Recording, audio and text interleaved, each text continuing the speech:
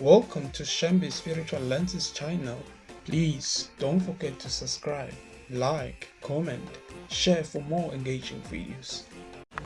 Insizwa kaShangazi usibusiso isegoli ngokusebenza ibuyiwelela phesheya kwezilwandle iyosebenzela khona uthe ngonyaka ka2015 ngoMeyi ephesheya kwezilwandle wayesenqanelwa amanzi wahamba wathatha amanzi wawaphuza ithame elilodwa lithe malehla lapha emphinjeni lase liyaguqwa laphenduka intshe lehla walizwa laze ufika phansi emathunjini laphenduka lakhuphuka ngomgogodla lafike lahlala lapha emahlombe lase lidala ibala wayesebabuthatha insuku zokusebenza vele phesheya seziyaphela wabuya wezegoli unenhloso yokuthi uzobuka ibhola isabatha kwamxila ukugula wahamba wawulala wangalibuka ibhola wavuka ekuseni uthenga iphepha umase ephuma emotweni eyesitolo wayeseyawa bamphuthuma abantu kwatholakala ukuthi njengobewa lo muntu uyagula base bemphuthumisa esibhedlela eSunshine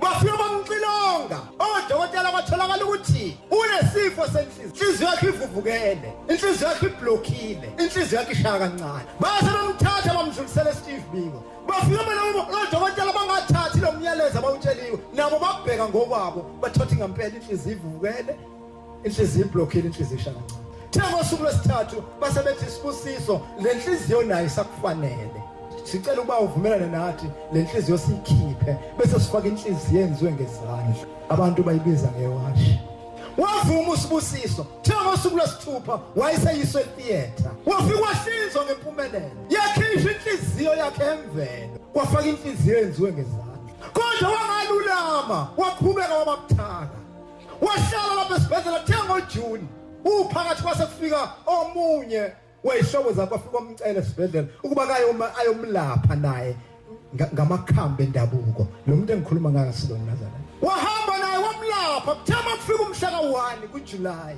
ka2015 umkakhe wayesehamba wayomcela enyangeni ukuthi ngicela ukuba ke ngiye naye ebuhleni mhlawumbe unyazi lizomsiza ufika lapha ekhaya bangene ngempumelelo bafika phakathi bafika umshumayeli inkosi ayikho ibithi iqhamuka inkosi ifika ingene endlini mayiphuma ibuza ithi unani lo ngesikhathi ethatha inyawo ethi enkosini wayeseyawa ibisithi inkosi we uvumele nodokotela bakuhlinza ungangitshelile mina bekufanele utshele mina kuqala ukuthi unenkinga yesifo senhliziyo ngizokwenzani manje wayesebuye kukhumbula ukuthi konje ngiyinkinga wayesengena endlini uvaselina wakhe uthengwanga lapha kubantu wangena endlini wathatha wakhe wabuya wawukhangela mina empili wamfunza usibusiso wayesethi hambani nenkosi bahamba babefika eThekwini yasithi lesizwe ngeke sisafike ekhaya ngicela ukuba sithole indawo esophumula kuyona la eThekwini kusasa bese siqhubeka siye ekhaya ngoba ngeke ngibe namandla okubhekana nabazali manje selishonile la kanti ngikhathele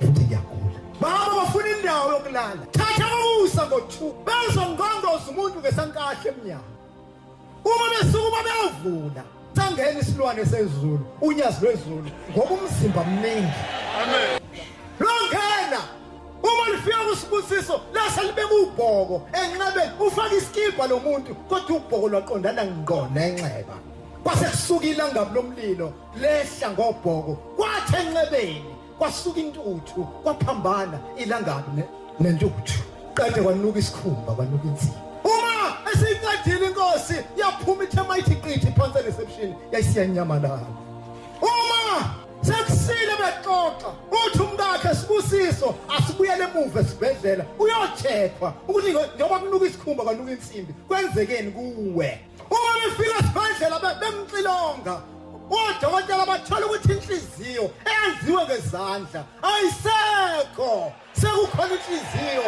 yemvelo awasichazele kahle wesibusiso lenhliziyo ithathephi mbanda bathatha ucingo bafonela umkakhe athuza lemkhosi leyo nhliziyo kumyeni wami uyifakwe unyazi base bathi odokotela uyabona ke sibusiso lo Shembe okukhulunywa ngayo umfundisi sizophinda sikuhlinze sikufaka inhliziyo eyakhiwe ngezandla athi umkakhe wasibusiso Msuzu ungavumi wakhumbula amazwi enkosi uNyazi ukuthi itheni ekuseni ufika kuyona. Kwathi ekuseni kwafika unesi, wafika wayibrusha la lensizwa, wathi good luck namhlanje Sibusiso uyaphuma. Wayesephuma wabuya nebandage nomjovo nomuthi. Wafika wamjova lapha kuqukula, wambandisha wayesemphuzisa lo muthi, wayesiyagcina uSibusiso ukwazi ukuthi emhlabeni kuyinto enjani. Emva kwemizuzu emithathu isikhashana emva kwama-minute ayisithupha 6 minutes kwezwakala udumo phansi kwi-parking. Indoda endala iqhamuka ihamba ngesithuthuthu ayihambi umuntu ongaphambi kwayo kudlukela yena. Yaqonda ngoye wathi iphethe ibhluku likadangara ngesandla. Kwafika udokotela kuyena wathi yabulase la khehla liza lapha. Uthi angilazi. Uthi inkinga ke leli khehla njengoba liza lithi lizokhipha wena la esibhedlela. Athi uSibusisa akekho umuntu ngisho emndenini wami onganganwaba. Uphendula kanjani ngoba ngithe sekuphelile ngayo. Uthi lolu dumo ngisathi siqale ezansi. Uthi wezwa kubuya amandla kuyena. Wayisetha akanwaya amehlo abheke kahle. Uthi wayesebheka uthi walibona leli khehla liza elihle eligqoka isudu alihambi kuvuleka umjiva. Lathi mayizofika phansi kaSibusiso ama-drip akade efakwe wona awasekho. Ibhandisha belilapha phansi kuqhubula alisekho. Wathi sukuma mfana wami ugqoke sihambe siye ekhaya. Uthi kamzothi ubani? Ubani lokhipha uSibusiso lesibhedlela wayese-dot envelope ebrown wabhala khona wathi okhipha uSibusiso lapha esibhedlela ubobatshela ukuthi inyanga yezulu.